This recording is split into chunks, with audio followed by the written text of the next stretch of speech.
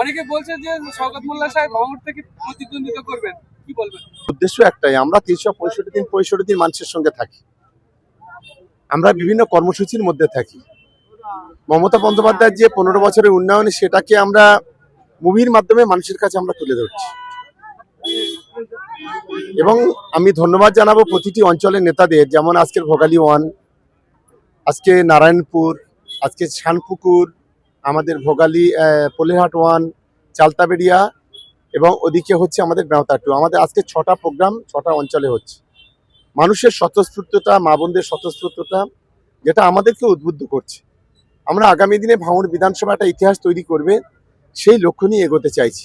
এবং আগামী 15ই ফেব্রুয়ারি আমাদের একটা ঐতিহাসিক জমায়েত আছে, মহামিছিল আছে।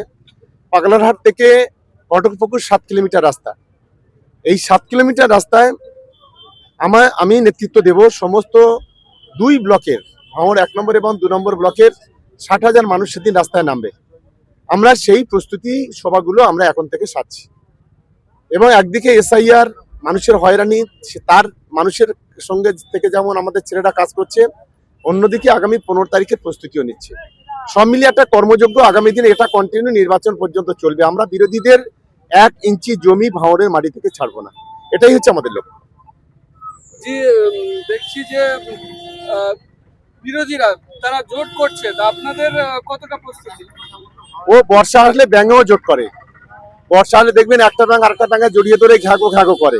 তাই ইলেকশন আসলে এই কিছু পার্টি আছে, কিছু হনুমান মার্কা পার্টি আছে, তারা এই ধরনের জোট ভোট করে গোলাবার চেষ্টা, কোনো লাভ হবে না। বাংলায় মমতা বন্দ্যোপাধ্যায়, অভিষেক বন্দ্যোপাধ্যায় আছে, সরকার মামাটি মানুষের সরকার আছে, থাকবে। আজকে যেমন করছি এটা মিলিয়ে নেবে।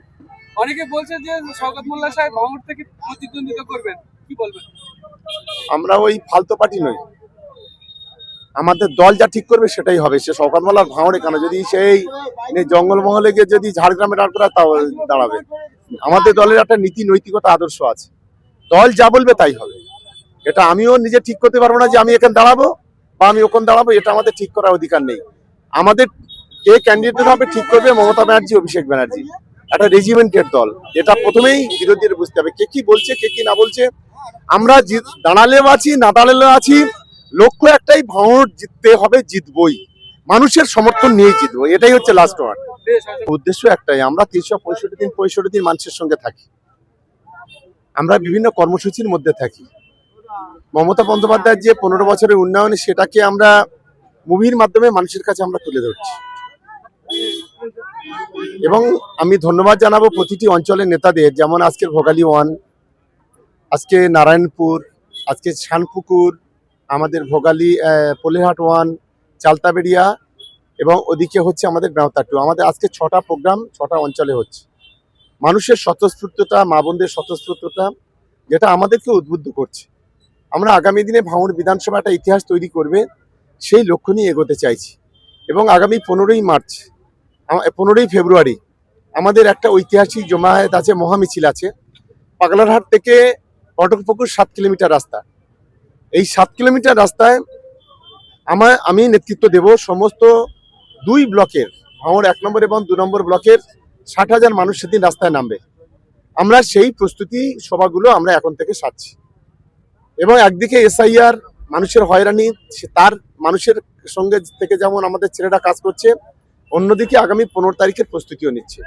সব মিলিয়ে একটা কর্মযোগ্য আগামী দিনে এটা কন্টিনিউ নির্বাচন পর্যন্ত চলবে। আমরা বিরোধীদের 1 ইঞ্চি জমি ভাঙড়ের মাটি থেকে ছাড়বো না, এটাই হচ্ছে আমাদের লক্ষ্য।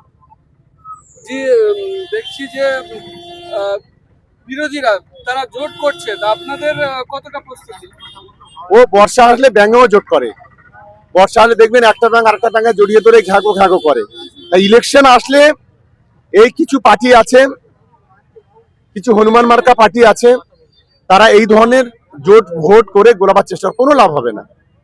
বাংলায় মমতা বন্দ্যোপাধ্যায়, অভিষেক বন্দ্যোপাধ্যায় আছে, সরকার মামাটি মানুষের সরকার আছে, থাকবে। আজকে যেমন করছি এটা মিলিয়ে নেবে।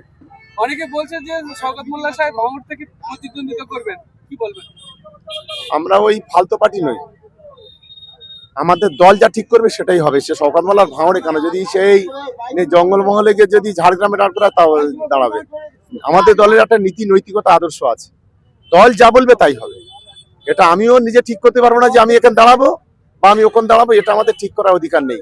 আমাদের কে ক্যান্ডিডেট হবে ঠিক করবে মমতা ব্যানার্জি, অভিষেক ব্যানার্জি।